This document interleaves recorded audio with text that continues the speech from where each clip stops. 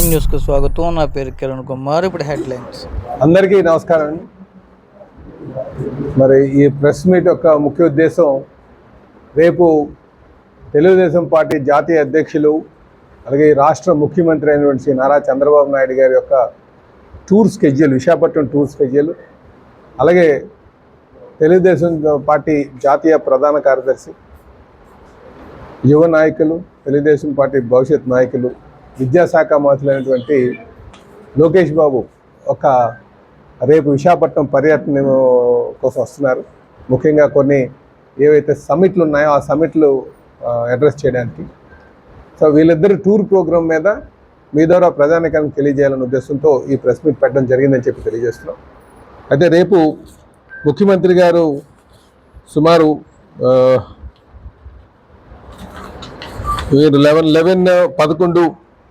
11:30 కల్లా మరి నోవోటల్కి రావడం జరుగుతుందండి. ఎయిర్పోర్ట్కి వచ్చి ఎయిర్పోర్ట్ నుంచి నోవోటల్ రీచ్ అయ్యే టైం 11:25. ఇక్కడ ముఖ్యంగా ఈ మ్యానుఫ్యాక్చరింగ్ సమిట్కి సంబంధించి దాని మీద మీటింగ్ ఉందండి. అక్కడ ఆ ఇన్వెస్టర్స్ కానీ ఆ కంపెనీకి సంబంధించిన వాళ్ళతో మాట్లాడడం జరుగుతుందని చెప్పి తెలియజేస్తున్నాం. దాని తర్వాత నోవోటల్లో జరుగుతుందండి ఆ మీటింగు. అలాగే అక్కడి నుంచి మళ్ళీ రాడిసన్కి వెళ్తారండి. రాడిసన్ కూడా related artificial intelligence related Griffin network అని చెప్పేసి దానికి సంబంధించి అక్కడ systems related, computer system related, artificial intelligence సంబంధించిన దాని మీద అక్కడ మీటింగ్ జరుగుతుందని చెప్పి తెలియజేస్తున్నాం. తర్వాత అక్కడి నుంచి వారు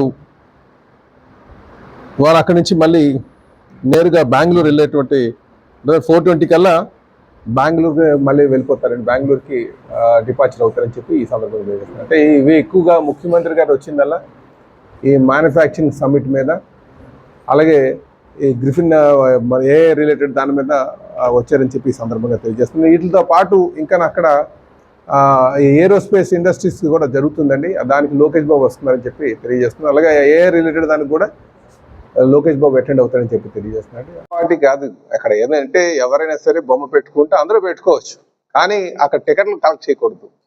ఇది ఒకటే మీరు గమనించండి. అన్ని పార్టీలు రాజకీయంగా అనేసరికి అన్ని పార్టీలు ఉన్నాయి. ఎవరి పార్టీ వాళ్ళు బొమ్మలు పెట్టుకుంటున్నారు.